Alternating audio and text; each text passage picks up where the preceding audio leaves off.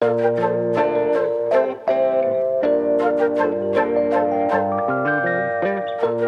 is Barbara with Cana Girl Speaks podcast. My voice, your voice.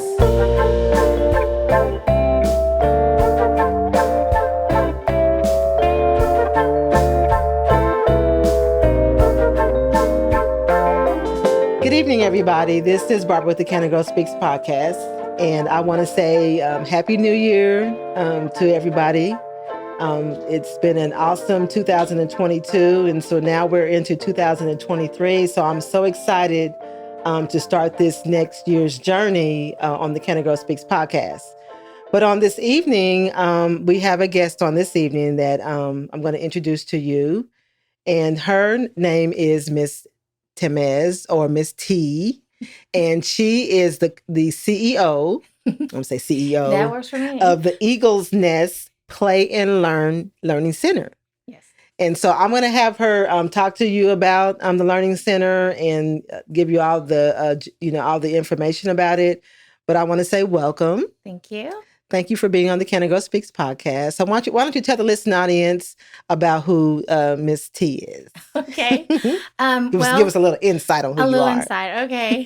Get ready, because it's a lot. Well, I wear many hats. Okay. Obviously, I'm a mom. Okay. That's the mom first. Wife, an educator, early childhood advocate, a small business owner. And most of the people in this community know me as Miss T, either through Corsicana ISD or through the Eagle's Nest. Okay. But actually, a lot of people really don't know that teaching is my second career. I've only been in education for 13 years. Prior to teaching, I worked for a little company you might have heard of, Blockbuster Video. Okay. Blockbuster. Yeah, we remember Blockbuster. And that's telling our age. I know. And I have a birthday this month. So it's like, ugh.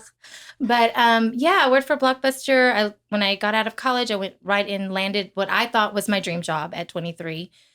Loved working at Blockbuster. The perks were amazing. My job, I was in visual merchandising. I managed the product that went into Hispanic, Latino stores and African-American stores.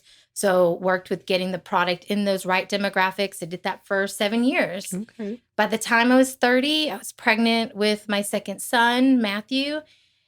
And it was February of 2006. I'll never forget it. I got the pink slip, as did all my colleagues. Oh, wow. And I didn't know what I was going to do, because that was what I thought, this is my dream job. Like, how could this happen to me? And now I'm pregnant. Mm-hmm. I'm about due. So I had my son in April, and then spent the last part of spring and summer just enjoying being a mom. I had a 3-year-old and a baby. And I thought, what can I do? And I thought, well, I'll just go back into the business world. A lot of my friends who worked at Blockbuster got jobs with Michael's, Starbucks. And I didn't want to move anywhere to these corporate locations. So on my mom's side of the family, they are teachers from Austin all the way down to the border of Texas. And so I thought, I'm going to try the teaching thing.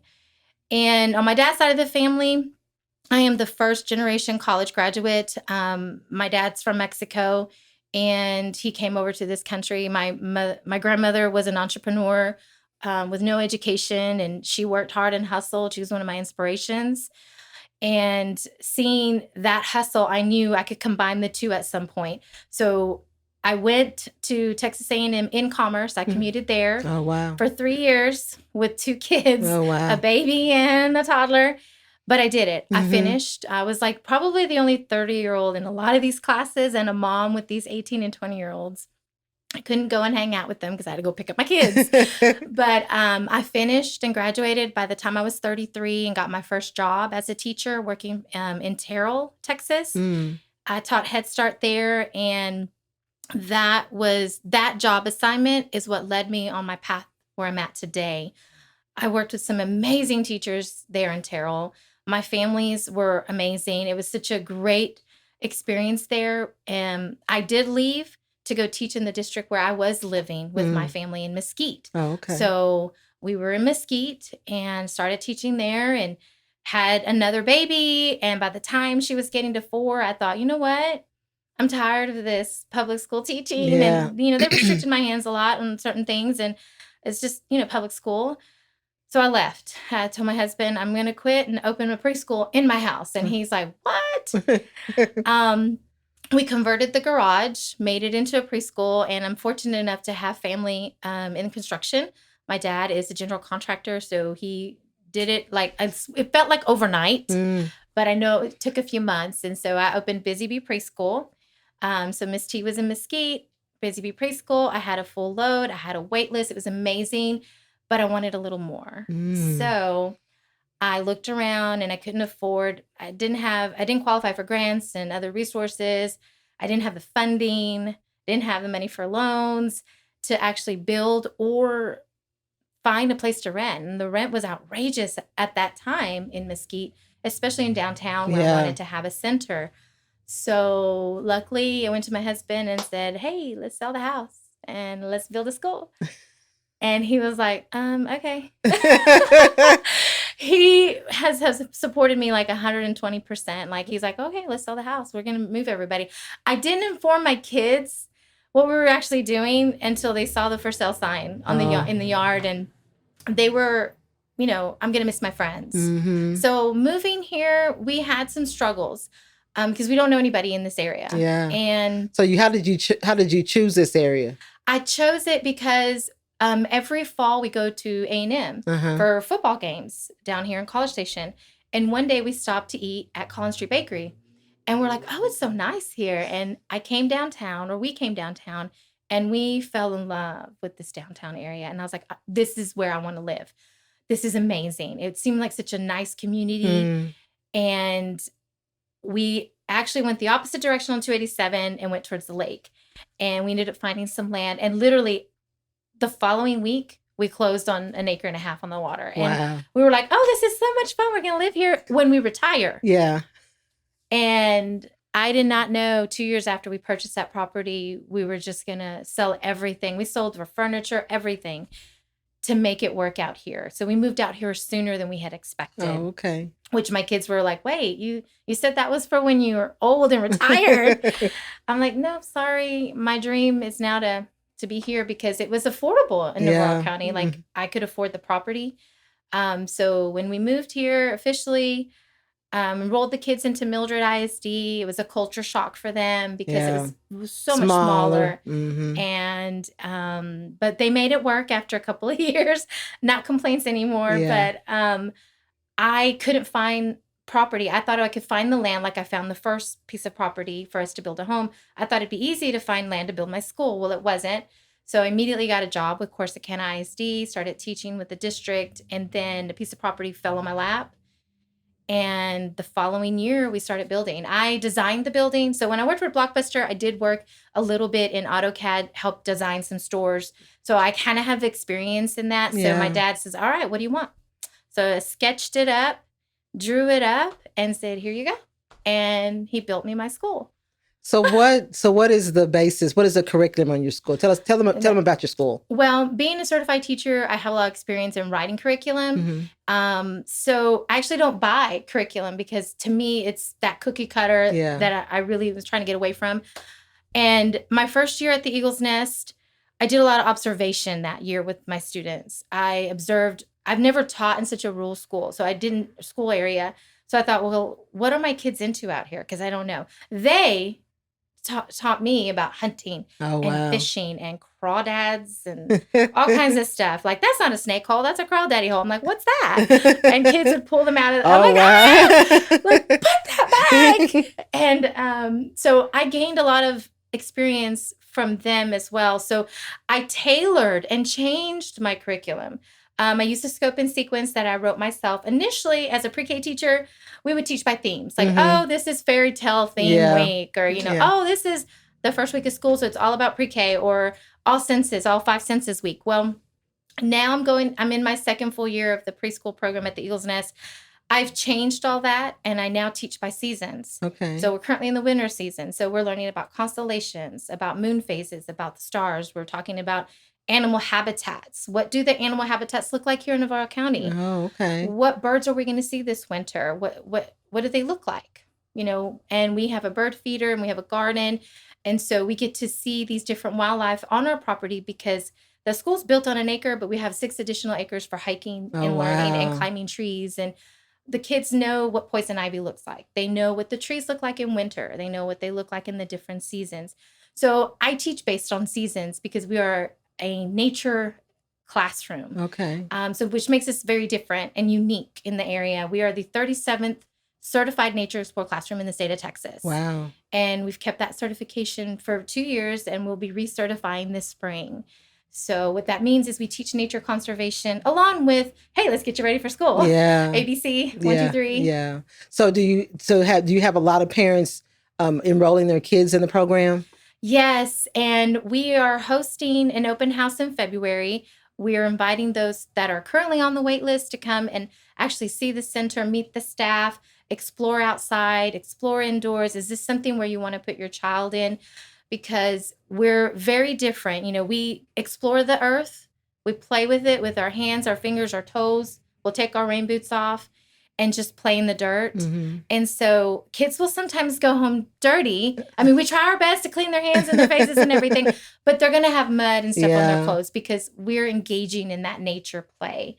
And so unfortunately, our wait list is pretty long. Oh, wow. Which is great for the business, but I'm sad that I can't enroll everybody on my wait list. But our youngest student on the wait list is about 3 months old. Oh, wow. They have several years to go because we start at 3 years old.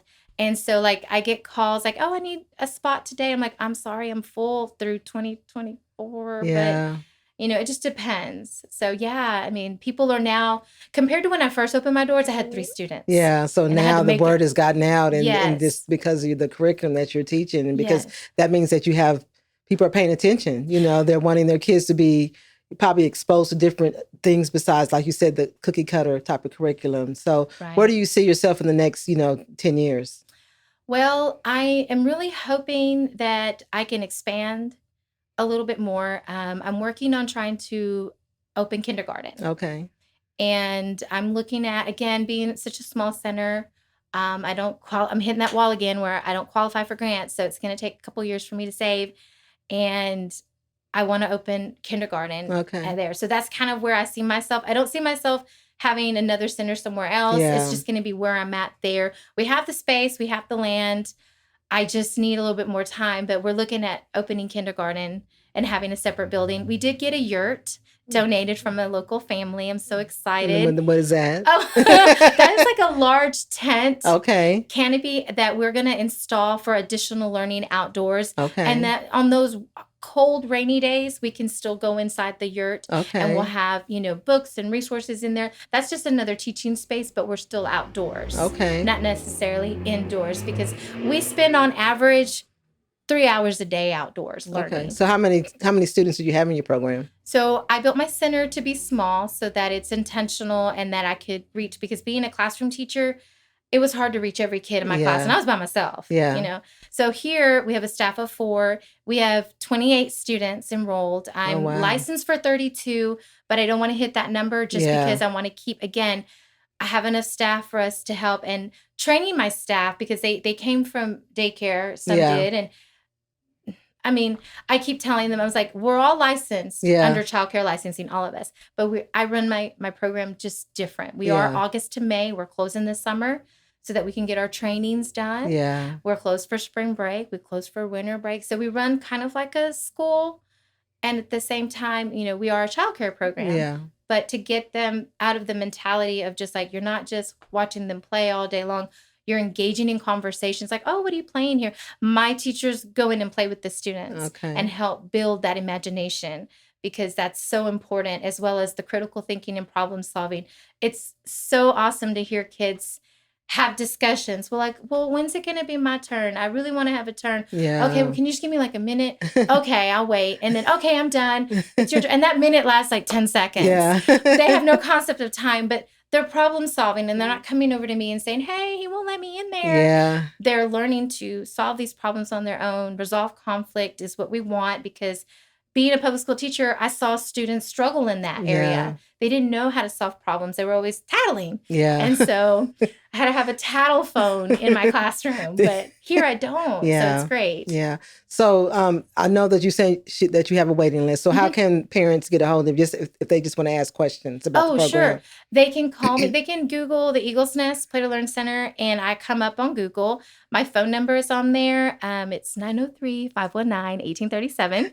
If you want to call me directly, I may not be able to add them to the wait list, or maybe I can, but I always try to refer them to someone in town. And then I also like to share with parents, like, hey, these are the kinds of questions you need to be asking when you are calling around. Just don't ask for a space or how much is it. Yeah. These are questions you need to be asking a provider, because your kid spends a lot of time there. Yeah. Yeah. So is there anything else you want to share with the those that are listening on the podcast? Yes.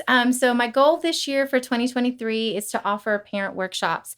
And parent workshops are just for parents to come and learn new strategies on how to deal with behaviors. It doesn't mean that you're a bad parent or you lack. It's just like me, when I go to trainings as a teacher, I'm not a bad teacher, or I don't lack in areas. I'm going to learn new things and add things to my toolbox. So parent workshops, I think, are important. And I want to be able to provide that as a provider in our county here in Navarro. And so I have a workshop coming up January 12th at 5:30 at the Eagles Nest. I've had some local small businesses donate prizes for door prizes. Okay. College Street Bakeries supplying some sweet treats. So I'm so gracious for those small businesses I've reached out to. They're like, yes, we love what you're doing. Here's this for a door prize. So it's going to be my first of 2023. I'm hoping to have one per quarter. Okay. And any parent of young children is invited. It doesn't matter if you're with me at the Eagles Nest. If you're somewhere in town and want to come, my door's open. Okay. Well, Ms. T, I want to say thank you for coming on the Cana Girl Speaks podcast. Now, I always give my guests an opportunity to give this shout out. So why don't you go ahead and give your shout outs? Okay. Well, I'm going to give my shout outs to my husband, of course, because like I said, he's my biggest supporter. And also to my dad for being my rock, and my staff. I could not run it successfully without the ladies that I have working with me.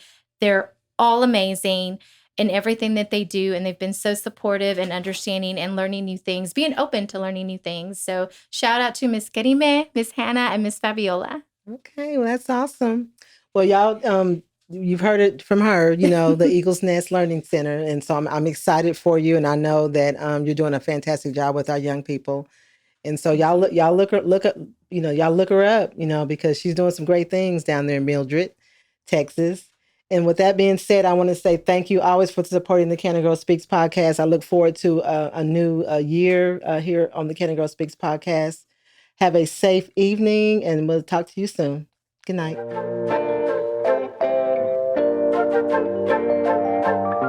This is a Legacy Recording Studio production.